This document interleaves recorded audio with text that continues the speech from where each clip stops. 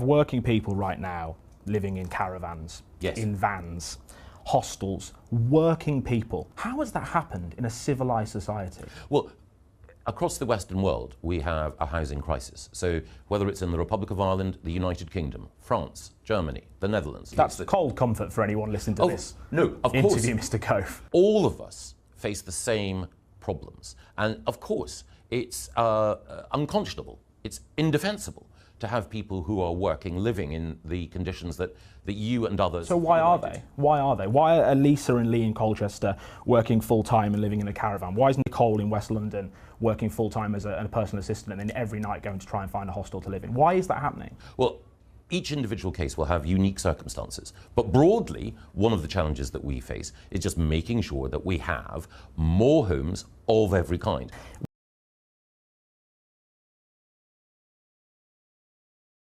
A proper regulator with genuine powers, more rights for tenants. This existed about 10 years ago, and it was the Conservative government, your Conservative government, that got rid of much of that protection, that regulation. Isn't this bill an admission of failure by your government? I don't think so, but I think you definitely do learn while in government. And one of the things that we have learned is that the condition of social housing requires close, direct, focused attention. Do you take any responsibility for it? Yes. The conditions we found? Oh, completely. I think it's a shared responsibility.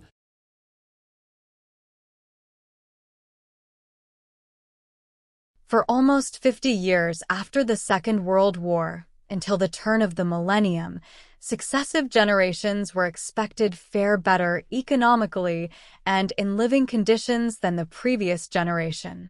However, the millennials in the UK may be the first generation who can expect to fare worse economically than their previous generation.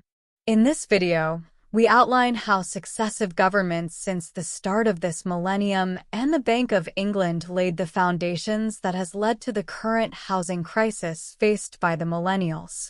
In 2002, Kate Barker, a member of the Monetary Policy Committee, was asked by Gordon Brown to look into the lack of housing supply in the UK and the inability of the current system to respond to the problem. Main findings of the Kate Barker Review. Fewer homes were being built since the end of the Second World War.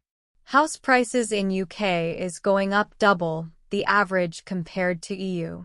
This will lead to economic instability due to reduced flexibility in the labor market. Low availability of the properties will lead to price increases and lead to wealth inequality. To reduce house price inflation, additional houses of up to 400,000 houses needed to be built. Recommendations. The government should take into account the house prices when allocating land to build houses, i.e. more land if house prices rise. The land allocation should be in line with the needs of the local area. Housing industry needs to improve.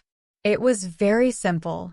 It was very clear that additional houses were needed to be built to reduce the rate of inflation of house prices.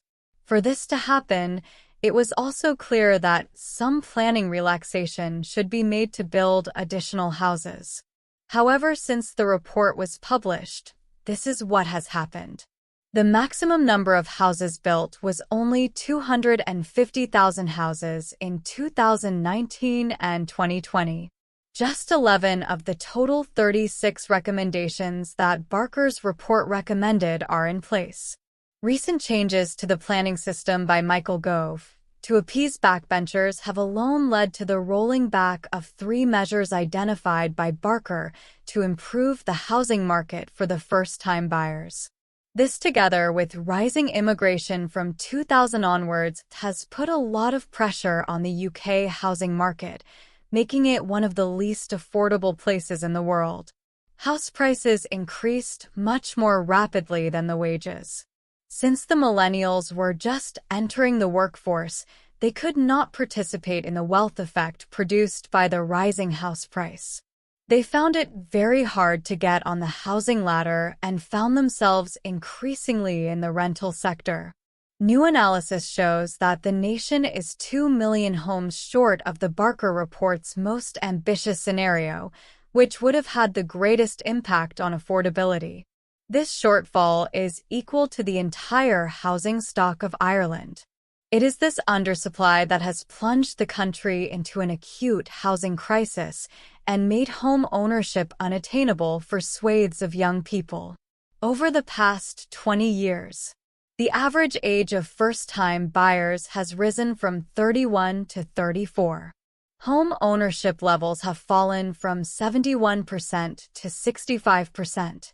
Housing affordability has worsened in every single local authority in England.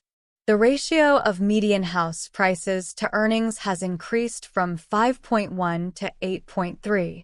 The Intergenerational Audit for the UK, 2023, by the Resolution Foundation provides a comprehensive analysis of how the economic conditions and prospects of different generations in the UK have evolved, particularly focusing on millennials.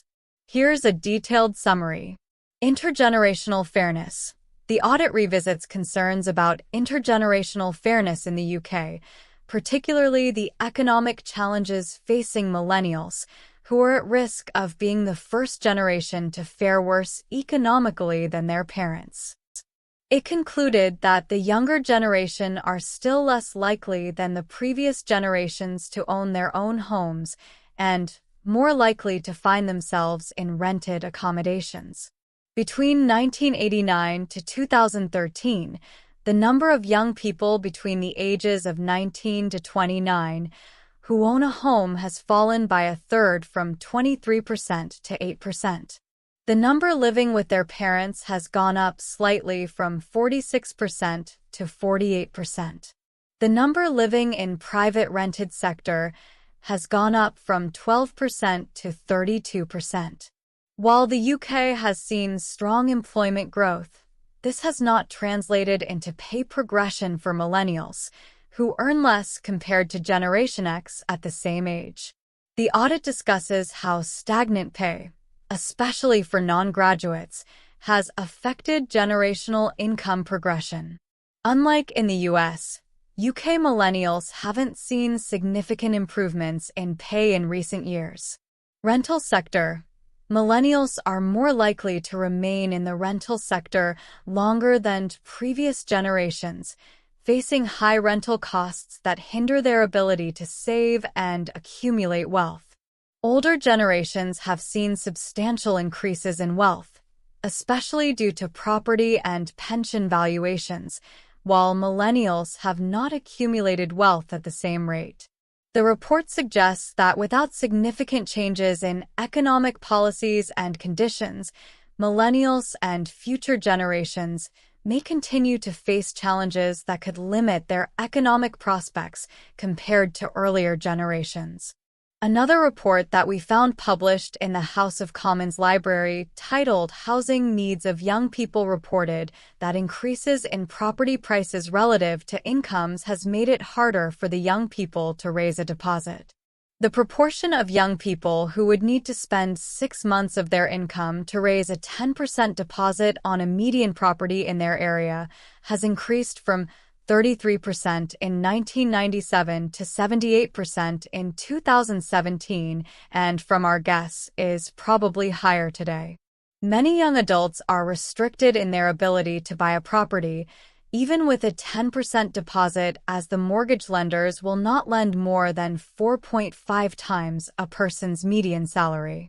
The report also found that there has been a substantial decline in young persons owning a property between the ages of 25 to 34. According to the document, the average house prices has increased by 173% compared to the meager 19% increase in inflation-adjusted wages. As the housing crisis gets worse, local government agencies are spending increasing amounts of money to put people in temporary accommodation. Around 104,000 households are living in temporary accommodation, costing the local authorities £1.74 billion last year. We are spending more now because we have not invested enough in the past for the future. Not only did we not build enough houses, but we also had record numbers of immigration for the last 20 years, and in 2023, We had a net immigration of 700,000 people. Some experts say that we should actually be building 500,000 houses to cope with the demand. The people in the government would have had access to all these data, but instead did not do anything meaningful to rectify the problems and letting the millennials down. Many of our current politicians, just like European elites, are completely out of touch with the problems faced by the general population. Building more houses should be able to increase economic activity and reduce the cost of living and increase the labor market flexibility and reduce one of the biggest struggles faced by the younger generation. The high housing costs makes it uneconomical to work in some of the lowest paying jobs in our country like care work. This is one of the reasons why the government is allowing immigration into the care sector. However, if housing costs are reduced, then the government should be able to attract more local people into this sector. What is the role of the Bank of England? Following the 2007 to 2008 financial crisis, the Bank of England reduced the interest rates to 0.5% for long periods of time. But the economy was stagnating, and also to protect the financial system, the Bank of England was one of the first central banks to start quantitative easing. The aim is to reduce the borrowing cost and create a wealth effect. The low interest rates and QE caused surging house prices in the scenario where house building was relatively low. The house prices since the start of QE increased from a median average of around £150,000 to £270,000. It also caused a surge in share prices, and it is widely accepted that this disproportionately increased the wealth of the already well-off and caused significant inequalities. The low interest rates also encourage the wealthy to invest in buy-to-let properties, as it not only gives them a source of income, but also increases their wealth when the property that they own rises in value. The final blow to the millennials was from the COVID pandemic, during which the Bank of England pumped around $800 billion into the economy through QE, inflating the monetary supply. This and the supply chain problems that started after the COVID pandemic and the Russian invasion of Ukraine, which caused inflation to spike to more than 11%, prompting the Bank of England to raise the interest rate to 5.25%. This increased the cost of mortgages for landlords who promptly passed on the increased rates to their tenants. The average weekly rent for England has gone up from £150 to £230. As you can see from this chart, it fell immediately following the pandemic and then started rising dramatically as the Bank of England increased the interest rates. The rent increases show a direct correlation to the increased interest rates. It is easy to blame the landlords for the rent rises. But the main fault lies in the government for not taking action to build more houses and the Bank of England for keeping the interest rates low for long periods of time. On top of this, when the Bank of England embarked on quantitative tightening to bring inflation under control, the taxpayers lost £150 billion as the bonds that bank bought was at high price and were sold at a lower price. Bond prices will fall with increasing rates.